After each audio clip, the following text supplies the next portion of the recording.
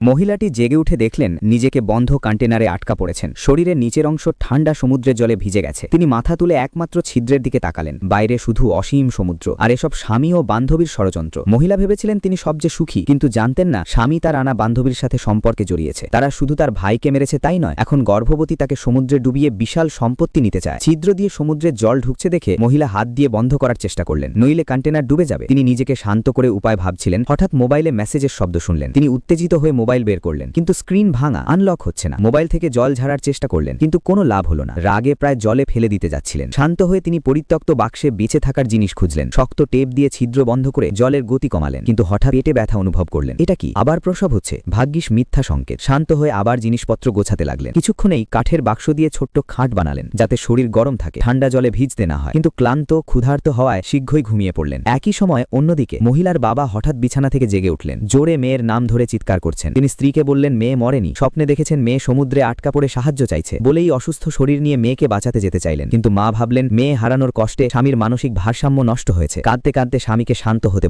বললেন মেয়ে জাহাজ ডুবিতে মারা গেছে, বাঁচার সম্ভাবনা নেই। এমন সময় খারাপ লোকটি ষড়যন্ত্রকারী মেয়েকে নিয়ে এলো। সে ভান করে বলল সব তার দোষ, স্ত্রীকে রক্ষা করতে পারেনি। বাবার আগে জামাইকে বললেন সারা জীবন ক্ষমা করবেন না। জামাইয়ের চোখে এক ঝনক ছায়া। তারপর চালাক মেয়ে বলল কোম্পানি এখন এলোমেলো হয়ে গেছে। বুড়ো চেয়ারম্যানকে তাড়াতাড়ি সামলাতে বলল। খারাপ লোক শ্বশুরের অসুস্থতার অজুহাতে তাকে বিশ্রাম নিতে বলল। কোম্পানি সামলে তারপর ক্ষমা চাইবে। হাসপাতাল থেকে বেরিয়েই দুজন শেয়ার কিনে কোম্পানি দখলের পরিকল্পনা শুরু করলো। আর ঠিক একই সময় অন্যদিকে মেয়েটা জেগে উঠে দেখল ছিদ্র বন্ধ করার টেপ কখন সমুদ্রের জলে ভেসে গেছে। মেয়েটা আবার একইভাবে বন্ধ করতে চাইল, কিন্তু টেপ আর আঠালো নেই। তখনই সে দেখল বক্সের সিলিং প্যাড, সাথে সাথে ছুরি দিয়ে খুলে নিল। চেপে দুটো জলের ছিদ্র বন্ধ করলো। তারপর আগের টুল বক্স থেকে একটা নল বের করলো। নলটা ছিদ্র দিয়ে বাইরে বের করলো। আবার বক্সে জল ভরে নলে ঢাললো। এভাবে বাইরে জল বের করলো, যদিও ধীরে, কিন্তু কিছুটা স্বস্তি পেল। শেষে হলুদ টেপ দিয়ে বক্সে জলের দাগ রেকর্ড করলো। এসব করে হঠাৎ খুব খিদে পেল। ব্যাগ থেকে শেষ রুটি আর এক বোতল জল বের করলো, কিন্তু খাওয়ার পর আবার চিন্তায় পড়লো বক্স এখন না ডুবলেও খাবার আর জল ছাড়া বেশি দিন টিকবে না। তখনই মা হঠাৎ ফোন করলো। মেয়েটা ভাবলো এবার বাঁচবে, কিন্তু ভাগ্য তার সাথে বড় রসিকতা করলো। হঠাৎ একটা ঢেউ এলো, ফোনটা পড়ে জলে ডুবে গেল। এসব দেখে বাবা মা মানতে পারলেন না, শুধু চুপচাপ তার উদ্ধারের অপেক্ষায় রইলেন। তার বাবা মা মেনে নিতে পারেননি। ঠিক যখন মেয়েটি প্রায় হতাশ, হঠাৎ একটা জাহাজের হুইসেল কানে এলো। সে তাড়াতাড়ি গর্তের মুখে ছুটে গেল, জাহাজের দিকে চিৎকার করে সাহায্য চাইল, কিন্তু দূরত্ব অনেক বেশি। কন্টেনারের ছাদে না উঠলে কেউ দেখবে না। এই ভেবে সে তখনই আগে পাওয়া ড্রিল মেশিনটা বের করলো। চেষ্টা করে দেখলো সত্যিই লোহার পাত ফুটো করতে পারছে। খুব তাড়াতাড়ি মাথার উপর অনেক ছিদ্র করে ফেললো, কিন্তু শেষ মুহূর্তে ড্রিলের চার্জ পুরো শেষ হয়ে গেল। এতক্ষণে সে ক্ষুধায় মাথা ঘুরছিল। শেষে দুর্বলতায় অজ্ঞান হয়ে গেল। রাতে হঠাৎ প্রচন্ড বৃষ্টির পানি ছিদ্র দিয়ে কন্টেনারে ঢুকলো। মেয়েটি তাড়াতাড়ি বাক্স দিয়ে বৃষ্টির পানি ধরলো। পানি পেয়ে সে আবার চাঙ্গা হলো। একটা দড়ি বের করে মাথার ওপরে লোহার পাত খোলার চেষ্টা করলো। এই মুহূর্তে মেয়েটি অবিশ্বাস্য শক্তি দেখালো। অবশেষে লোহার পাত একটু ফাঁক করতে পারলো। ঠিক তখনই জাহাজের হুইসেল আবার বাজলো। বাঁচা।